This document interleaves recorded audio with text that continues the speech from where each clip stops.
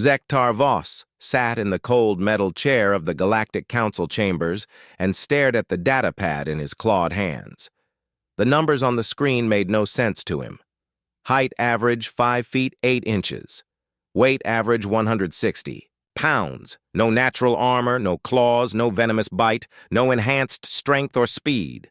The creatures called humans looked like the weakest species he had ever seen apply to join the Galactic Defense Force. He flicked his forked tongue across his lips and tasted the recycled air of the station.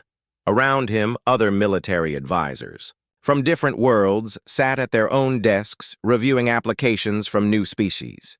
The Goliaths were made of living rock and stood 12 feet tall. The Volosians could run faster than most vehicles. His own people, the Saurians, had scales that could stop plasma bolts and jaws that could crush steel. But these humans had nothing. The door to the chamber opened with a soft hiss, and 3 figures walked in. Zektar recognized them from the files. Commander Jake Morrison led the group. He was a tall human with gray hair and calm blue eyes. Behind him walked Lisa Carter, who carried herself like a scientist, and Ryan Brooks, who moved like a soldier. They wore simple blue uniforms with no weapons or armor. Zektar had fought in 17 major battles across 6 different star systems. He had seen warriors charge into plasma fire without fear and watched entire armies break and run when faced with superior force. But something about the way Commander Morrison walked into that room made the scales on Zektar's neck stand up. The human moved like he owned the space around him, even though he was surrounded by beings who could kill him with their bare hands. The presentation began with basic information about Earth. Zektar learned that humans came from a world with comfortable temperatures and plenty of water. No massive predators hunted them. No deadly storms or poisonous air threatened their cities. Their planet sounded like a vacation resort compared to the harsh worlds that had forged the other warrior races of the galaxy. Dr. Carter spoke about human biology in a voice that reminded Zektar of flowing water. Humans lived short lives compared to most galactic species. They required regular food and water and could not survive in vacuum or extreme temperatures without protection. They had no enhanced senses and could not see in complete darkness or hear across great distances. Everything about them screamed weakness. But then Commander Morrison began talking about human adaptability, and Zektar felt something cold move in his stomach. The human did not boast or make threats like warriors from other species often did. He simply stated facts in a voice that never changed tone or volume. Humans could survive in environments from frozen wastelands to burning deserts. They could eat almost anything organic, and their bodies could adapt to different gravity and atmospheric conditions faster than any known species. Captain Brooks showed tactical recordings from human conflicts on their homeworld. Zektar watched small groups of humans defeat larger forces through tactics he had never seen before. They did not charge forward in massed attacks like proper warriors. Instead, they moved like shadows and struck from unexpected directions. They used their environment as a weapon and turned their enemies' strengths against them. One recording showed human soldiers fighting in a destroyed city. They moved through the rubble like it was their natural habitat. When their weapons ran out of ammunition, they picked up rocks and pipes and kept fighting. When their equipment failed, they built new tools from whatever they could find. They adapted to each new situation so quickly that their enemies could never predict what they would do next. The most disturbing thing was how they looked at their enemies. Other species fought with rage or fear or cold calculation.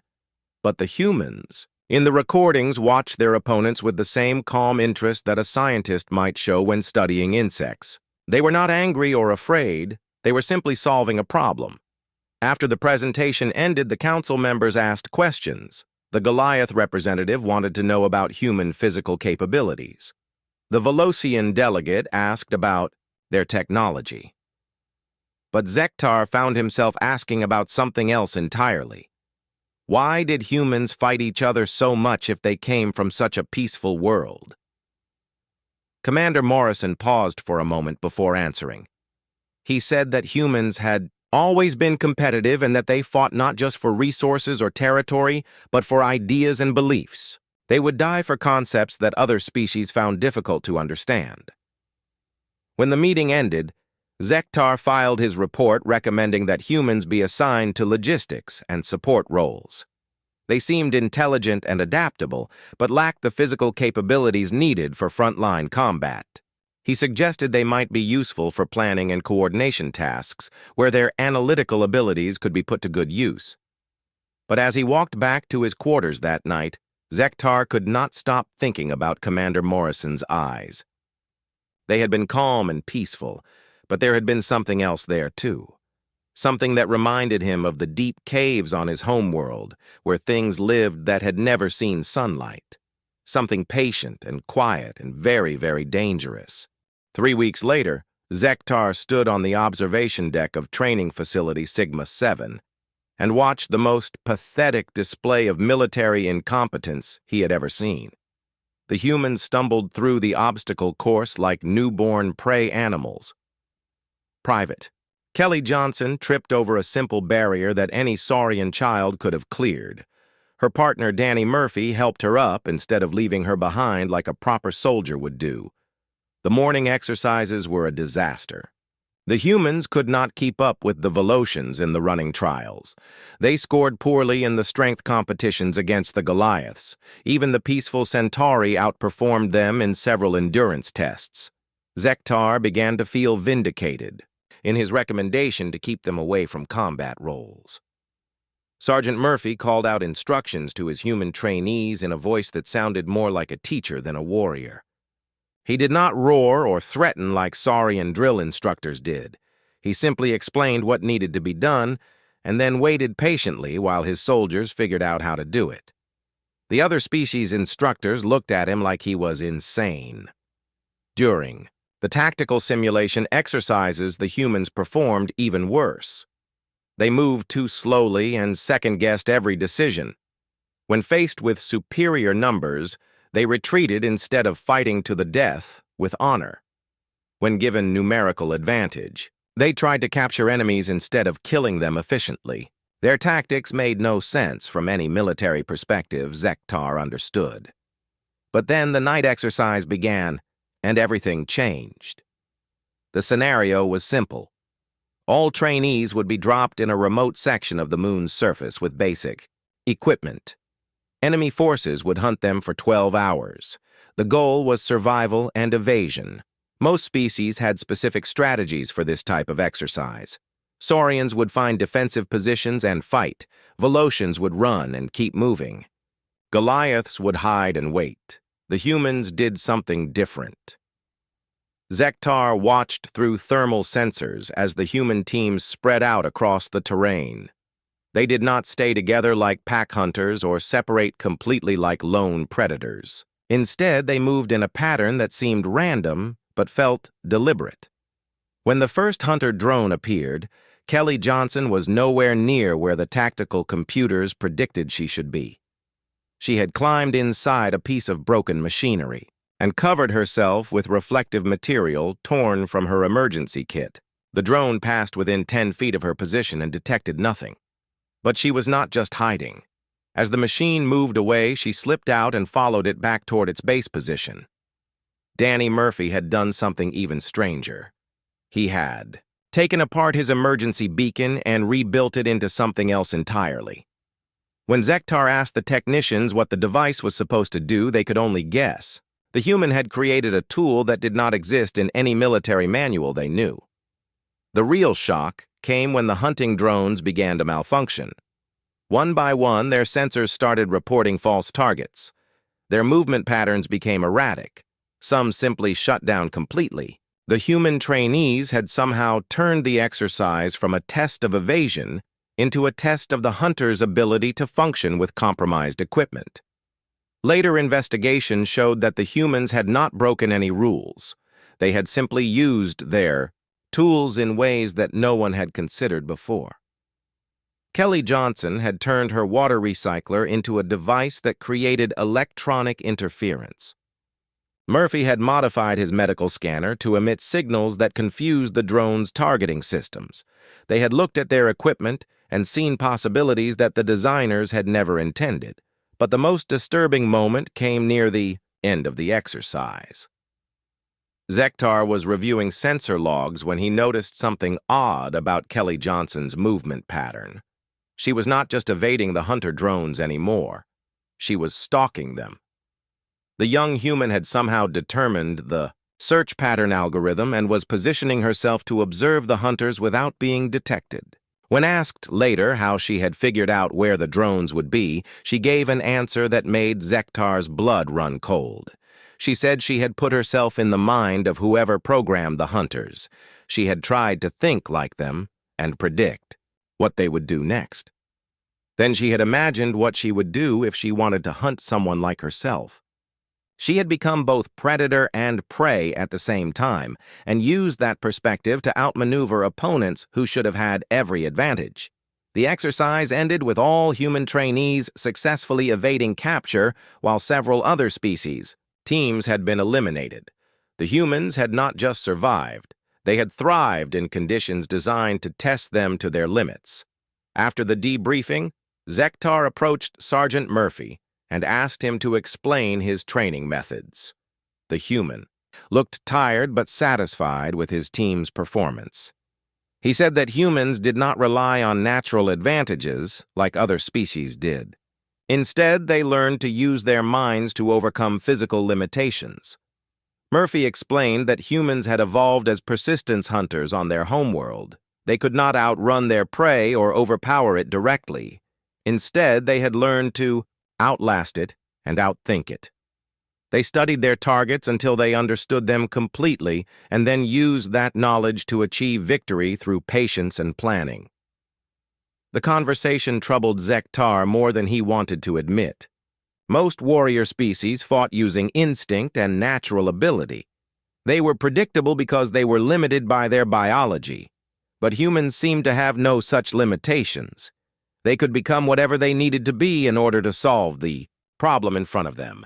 That night, Zektar updated his report on human capabilities. He noted their poor performance in standard military exercises, but added a warning about their unconventional problem-solving abilities.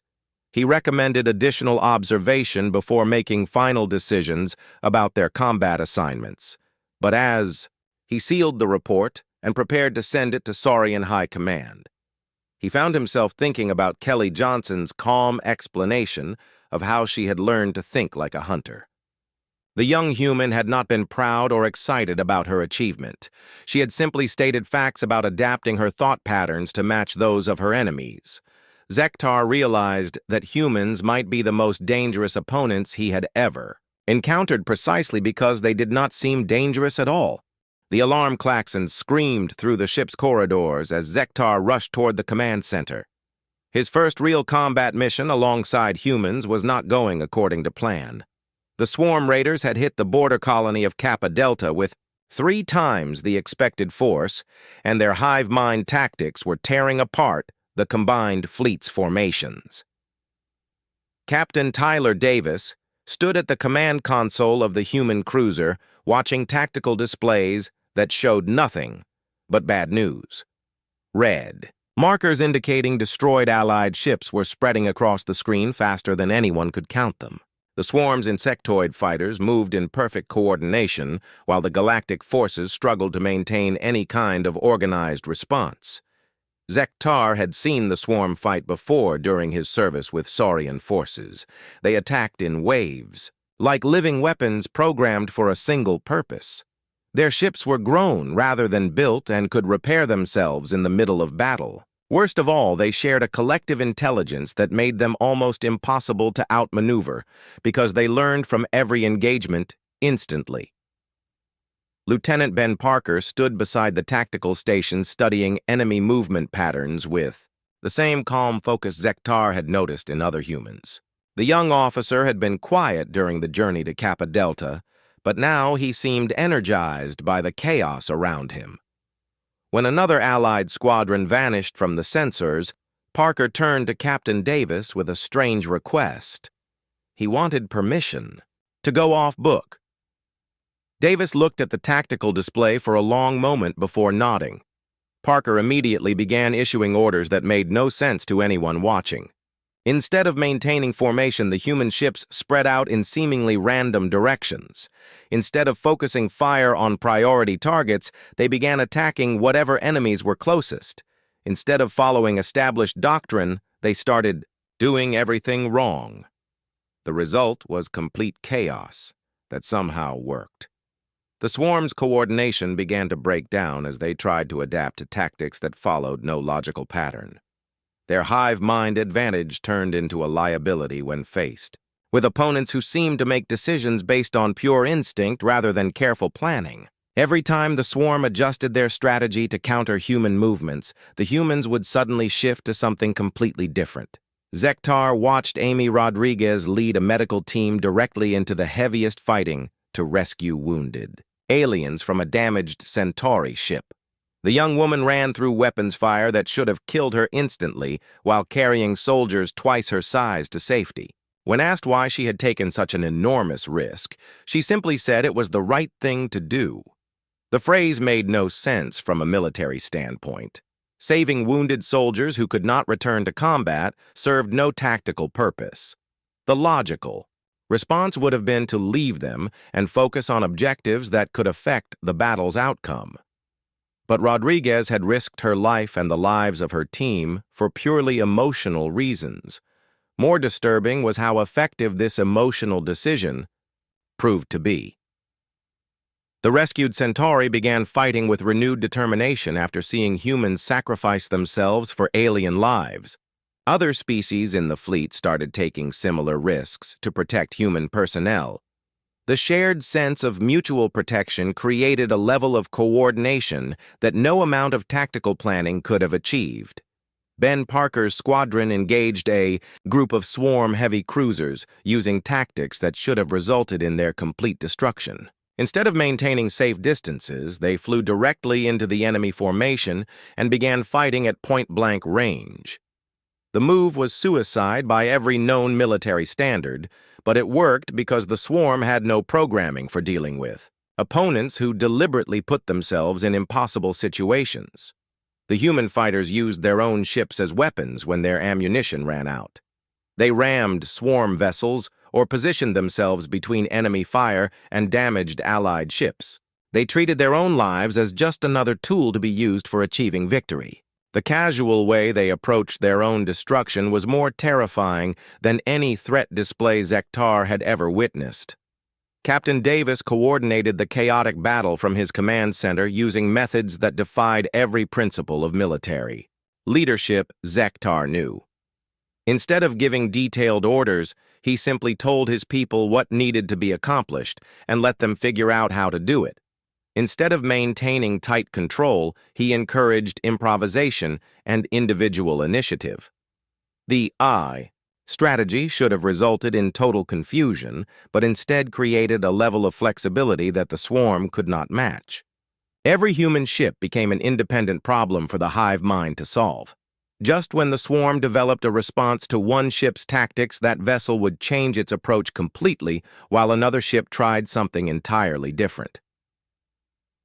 The turning point came when Amy Rodriguez's medical ship deliberately placed itself between a damaged Goliath vessel and a swarm assault formation.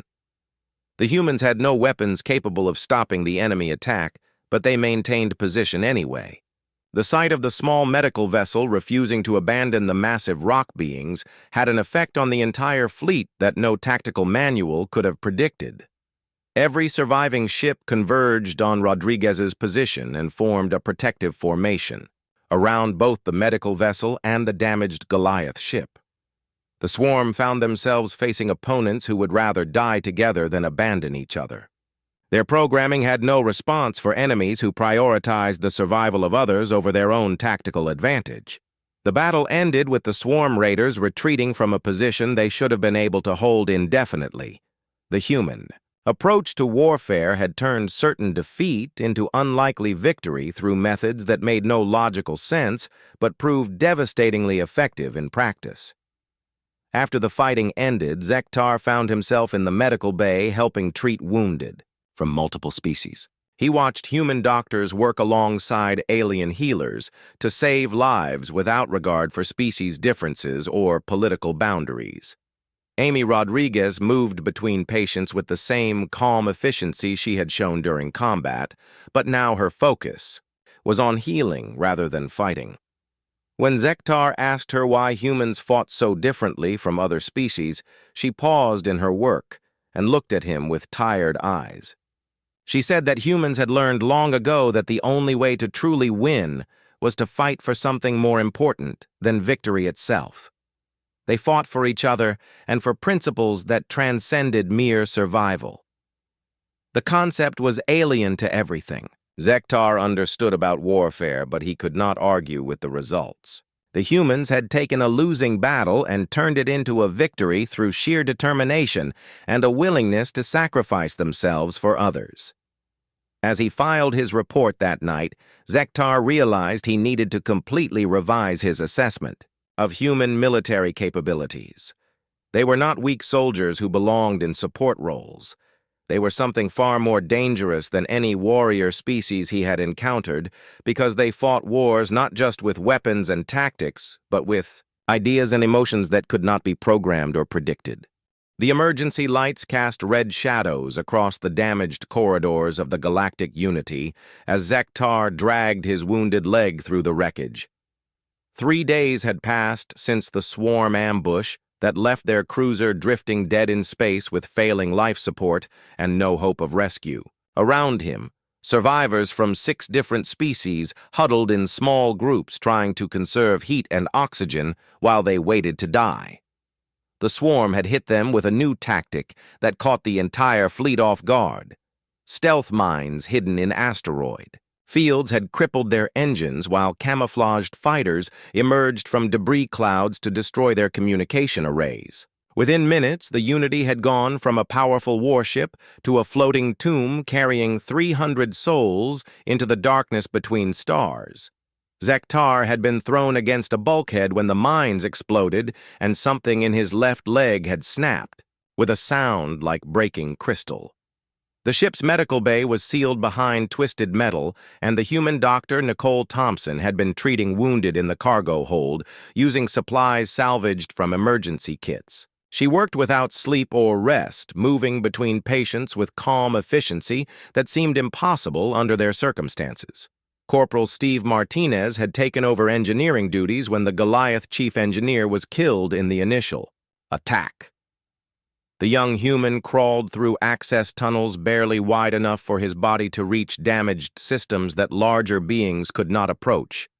He had been working for 60 straight hours trying to restore power to life support systems using tools improvised from kitchen utensils and clothing fibers. What disturbed Zektar most was how the humans reacted to their hopeless situation. Other species responded to impending death in predictable ways. Saurians became aggressive and territorial. Velocians grew restless and agitated. Centauri withdrew into themselves and waited quietly for the end. But the humans became more human. Dr. Thompson shared stories from Earth's history while she treated patients. She talked about explorers who got lost in frozen wastelands and survived by eating leather boots and drinking melted snow. She described soldiers who held impossible positions against overwhelming odds simply because retreat was not an option. She spoke of scientists who worked on problems for decades without any guarantee of success because they believed the work was important. The stories should have been depressing reminders of how often humans failed and died despite their best efforts. Instead, they had the opposite effect on everyone listening. The tales of human persistence in the face of certain doom gave hope to beings who had already accepted their fate. Even Zektar found himself believing they might somehow survive when all logic said otherwise. Steve Martinez emerged from an access tunnel covered in burns and electrical scars to report that he had managed to restore partial power to the air. Recycling system. The news should have been cause for celebration, but it only extended their survival by a few more days.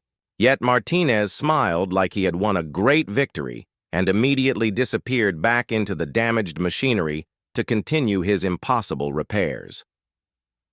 On the second day without food, the human survivors began sharing their emergency rations with aliens who had already consumed their own supplies.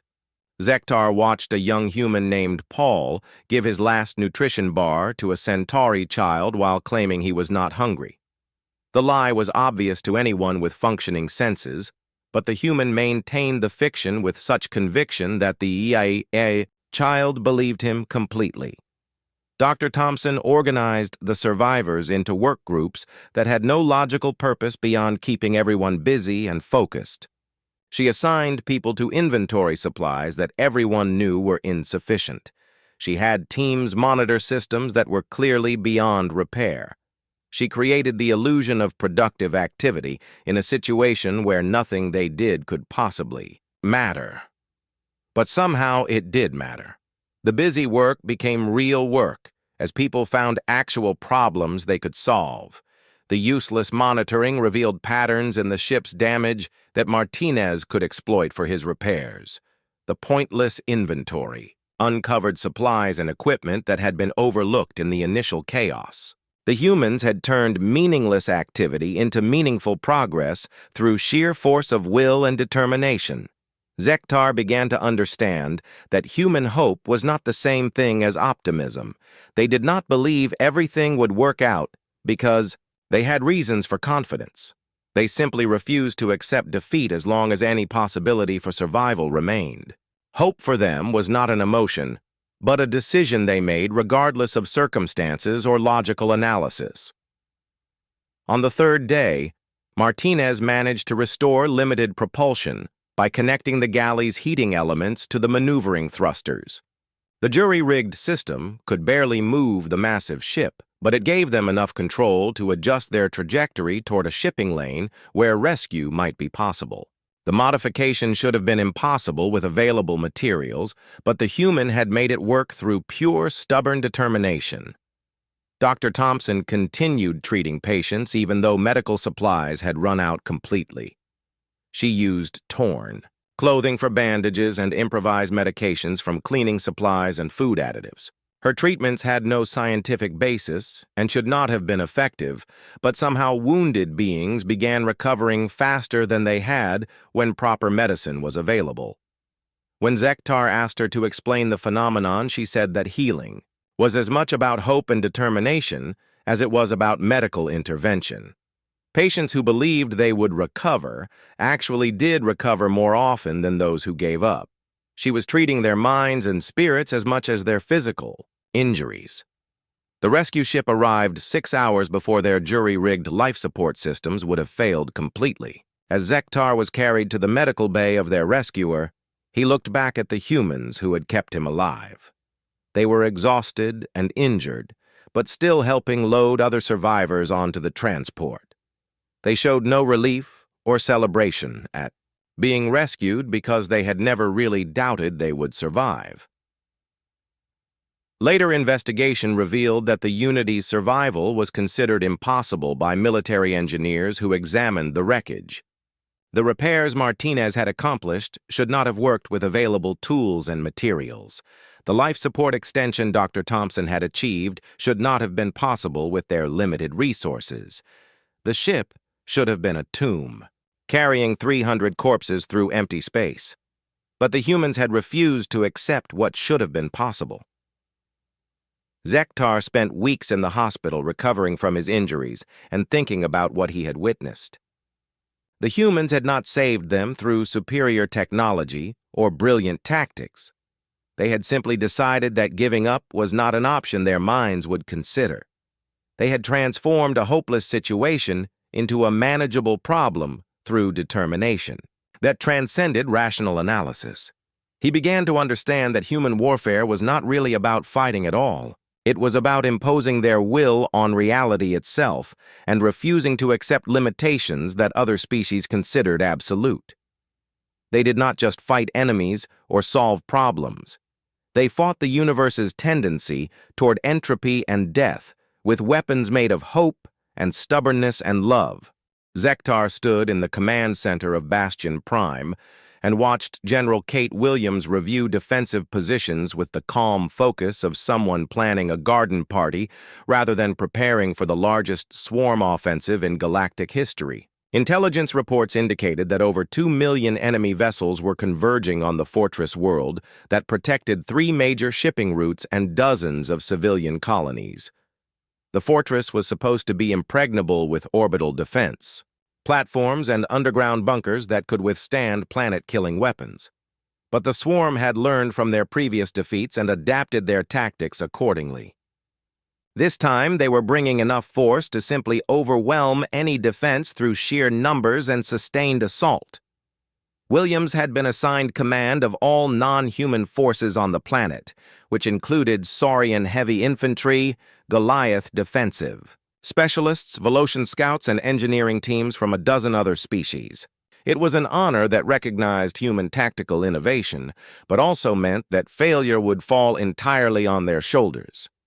For the first week of preparation, everything proceeded normally. Williams coordinated with her staff to position defensive systems and plan evacuation routes for civilians.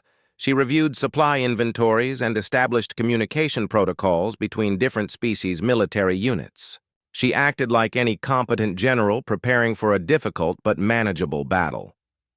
Then the advanced swarm scouts arrived and began probing the system's outer defenses. Zektar was in the communications center when the first reports came in of contact with enemy reconnaissance units. The swarm had sent fast attack ships to test response times and identify weak points in the defensive network. Standard procedure called for limited engagement to avoid revealing capabilities while gathering intelligence on enemy numbers and tactics.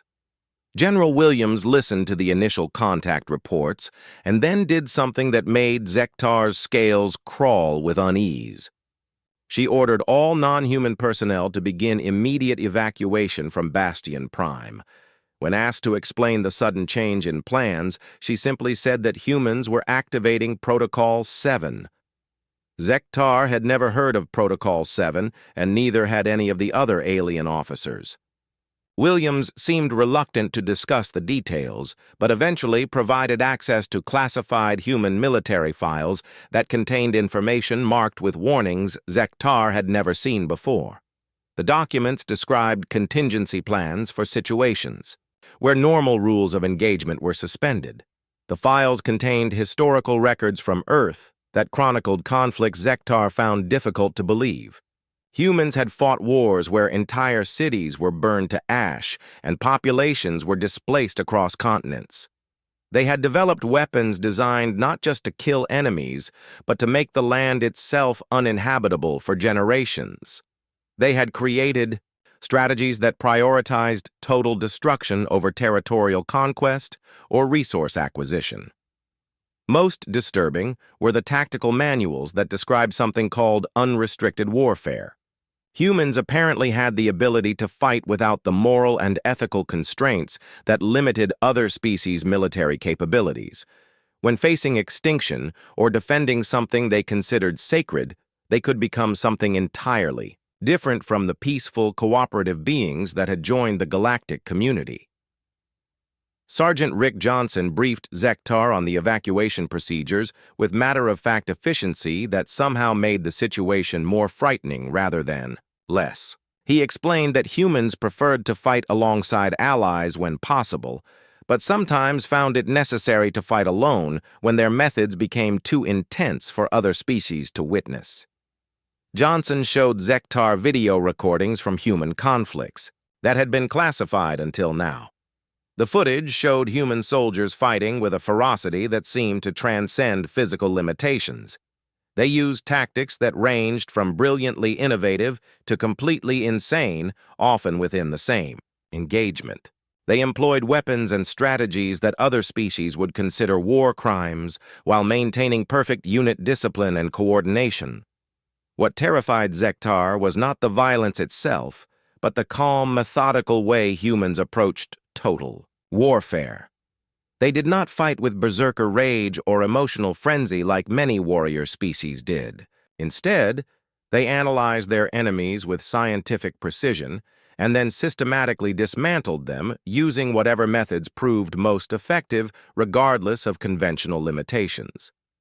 Commander Alex Chen explained that humans had been holding back during their previous engagements with galactic forces. They had been fighting civilized wars designed to fit within acceptable parameters established by other species. But Protocol 7 represented humanity unleashed from those constraints and free to fight the only way that truly mattered when survival was at stake.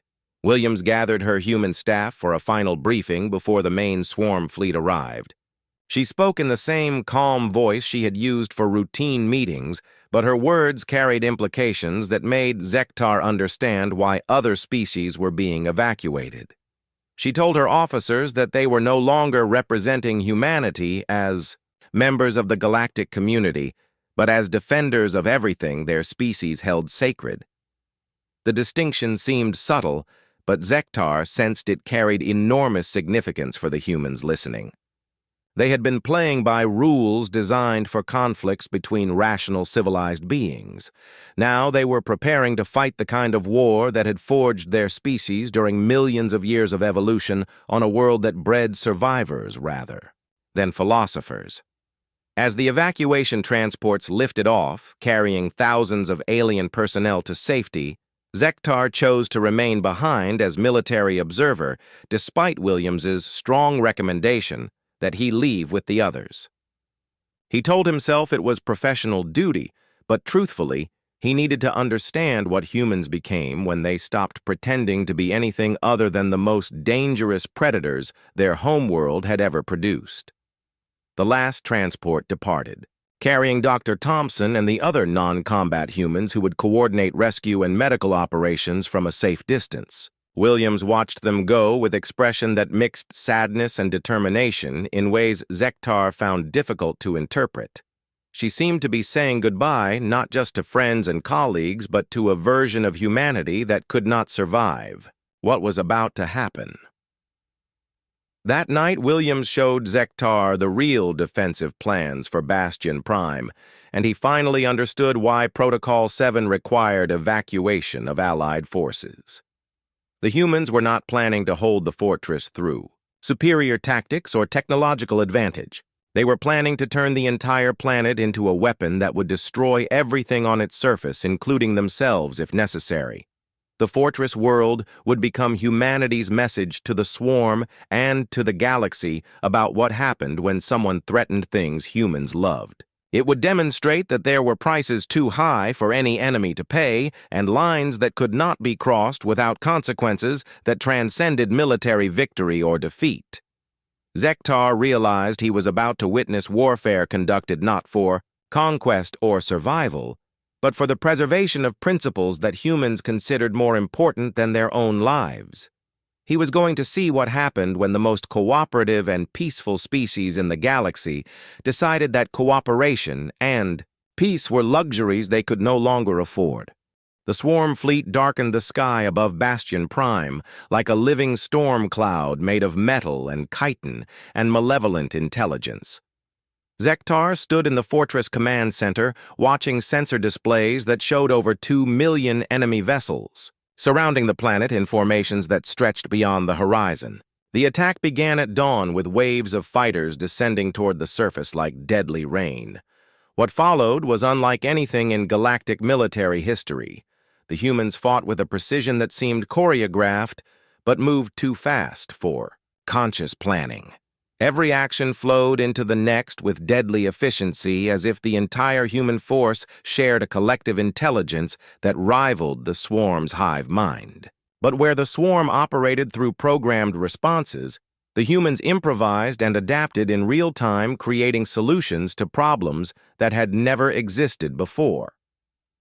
General Williams coordinated the defense from a command post that moved constantly, as her staff anticipated and avoided enemy targeting attempts. She spoke in calm, measured tones that never changed regardless of how desperate the situation became. Her orders were brief and precise, leaving tactical details to subordinates who understood their objectives without requiring detailed explanation. Sergeant, Rick Johnson led assault teams that struck swarm positions using routes that should have been impossible to navigate. His soldiers moved through the battlefield like they had been born in combat zones using destroyed buildings and crater fields as natural habitat. They appeared behind enemy lines without warning and vanished before retaliation could be organized, leaving only destroyed equipment and confused survivors. The humans employed weapons and tactics that pushed the boundaries of conventional warfare without crossing into territory that would violate their own moral codes. They used psychological operations that exploited the swarm's collective intelligence, turning their greatest strength into a vulnerability. They created false signals and phantom targets that confused enemy coordination while revealing real positions for precision strikes. But the most terrifying aspect of human warfare was their casual approach to personal sacrifice. Soldiers like Johnson made split-second decisions to shield wounded comrades with their own bodies, not from emotional impulse, but from calculated assessment of tactical value. They traded their lives for strategic advantage with the same calm efficiency other species used to trade ammunition for targets. Zektar watched a human demolitions expert named Carl walk into a swarm stronghold carrying enough explosives to level a city block. The young man moved with steady purpose toward his target while enemy fire turned the air around him into deadly chaos. He reached his objective and activated the charges knowing he would die in the explosion, but also knowing that his sacrifice would break the enemy formation and save hundreds of other lives. The blast removed an entire swarm division from the battlefield and created an opening that human forces exploited with mechanical precision. Carl's death was neither mourned nor celebrated, but simply incorporated into the ongoing tactical situation like any other battlefield development. The humans processed loss and grief as operational factors rather than emotional disruptions. Dr. Thompson coordinated medical operations from orbital platforms, but her real contribution was maintaining communication networks that kept human forces synchronized across the planet. She had created a system that allowed individual soldiers to share tactical information instantly while maintaining operational security against swarm intelligence gathering. The network gave humans capabilities that approached telepathy without requiring biological enhancement. The turning point came when the swarm deployed their ultimate weapon.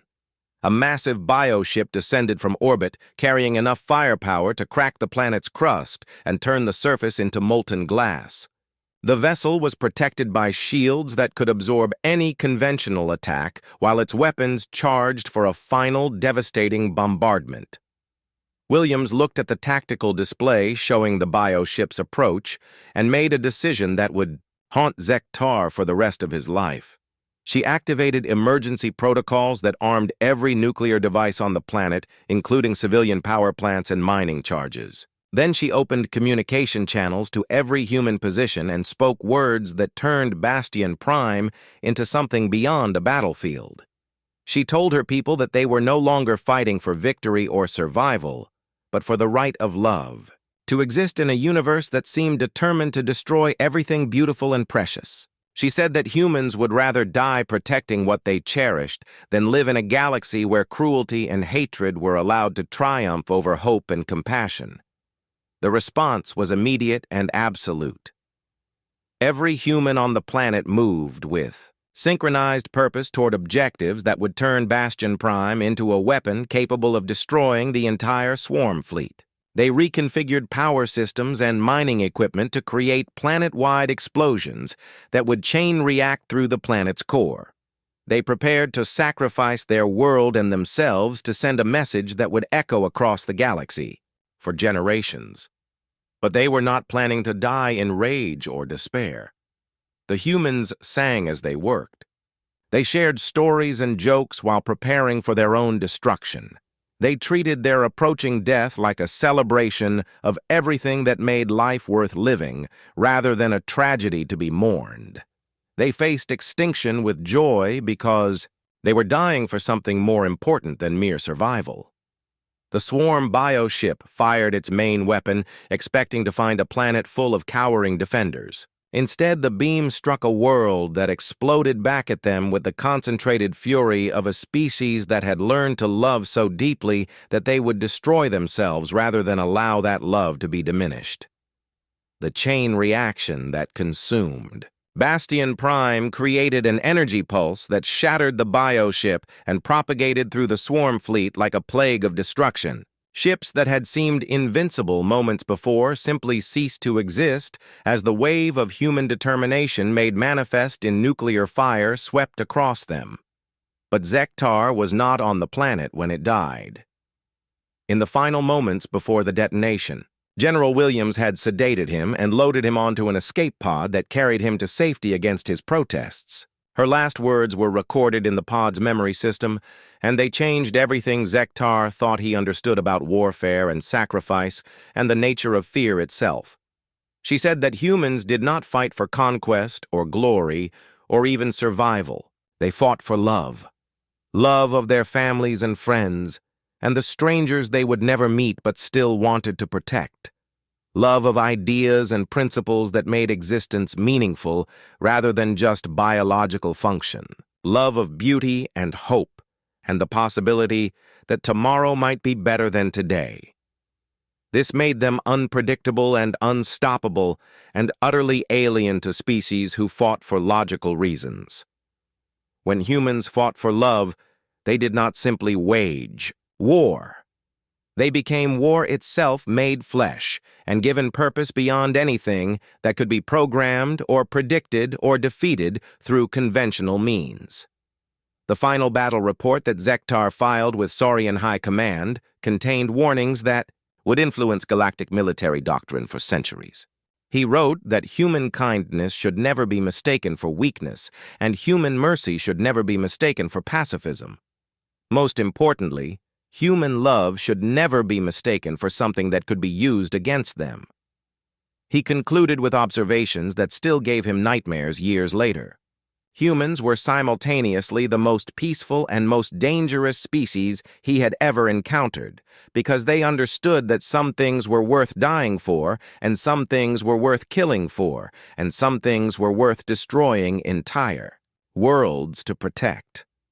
When humans fought for love, they transcended every limitation that other species accepted as absolute. They became something beyond biology or technology or tactical doctrine. They became the physical manifestation of principles that the universe itself could not defeat, because those principles existed in dimensions that transcended mere matter and energy. Zektar ended his report with a simple recommendation that every military strategist in the galaxy should understand. Never threaten what humans love, because if you do, they will show you what fear really means.